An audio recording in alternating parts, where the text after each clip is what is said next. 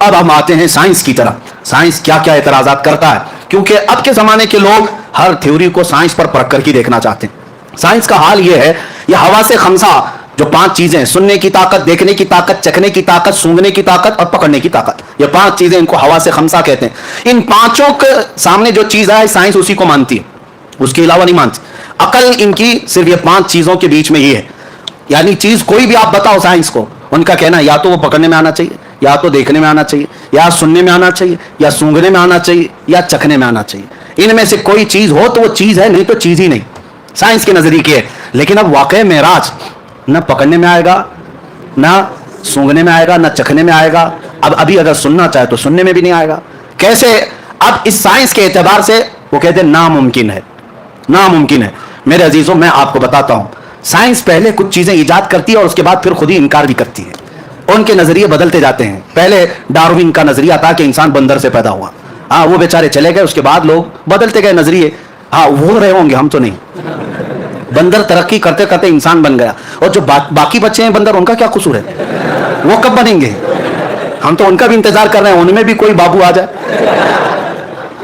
بندر ترقی کرتے کرتے انسان بن گئے, ڈاروین کا نظریہ تھا, لیکن بعد میں اس نظریے کا انکار ہو گیا.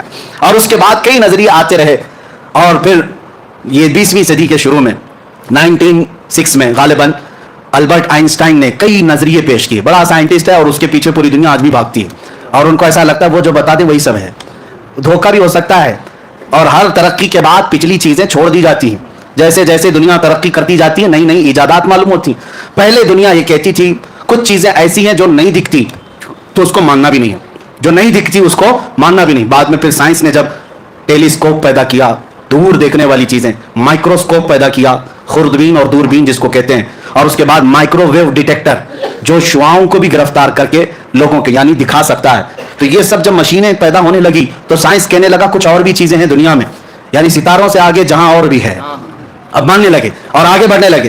اور اس کے بعد میں کہتا ہوں عقل کے اندھوں کو جو میرے آقا صلی اللہ علیہ وسلم کے معراج کے سفر کے منکر ہیں, حضور کو یہ سفر کیوں دیا گیا تھا؟ یہ سائنس کے لیے ہی ہے. میں آپ کو بتاؤں, اس لیے کہ ہر نبی کو جو معجزہ دیا گیا ہے اس زمانے کی جو سب سے اعلیٰ چیز تھی اسے چیلنج کرتے ہوئے معجزہ دیا گیا. اس زمانے کے جو لوگ سب سے بڑے ترقی یافتہ ہوتے تھے ان کو چیلنج کرنے کے لیے نبی کو معجزہ دیا جاتا تھا. موسیٰ علیہ السلام کے زمانے میں جادو اپنے عروج پر تھا. موسیٰ علیہ السلام کو لکڑی کا عصا ایسا دیا گیا کہ زمین پر ڈالیں تو سانپ بن جائے, اور اس کے بعد اٹھا لیں تو پھر لکڑی بن جائے. جیب میں ہاتھ ڈال کر موسیٰ علیہ السلام نکالتے تو ہاتھ ایسا چمکتا کہ رات اجالی ہو جاتی. یہ دے پیسہ, یہ 2 معجزے تھے. اس زمانے کے جادوگر حیرت میں تھے ایسا کیسے ہو سکتا ہے, کیونکہ وہ چھوٹی چھوٹی رسیوں سے وہ بھی سانپ بنا لیتے تھے.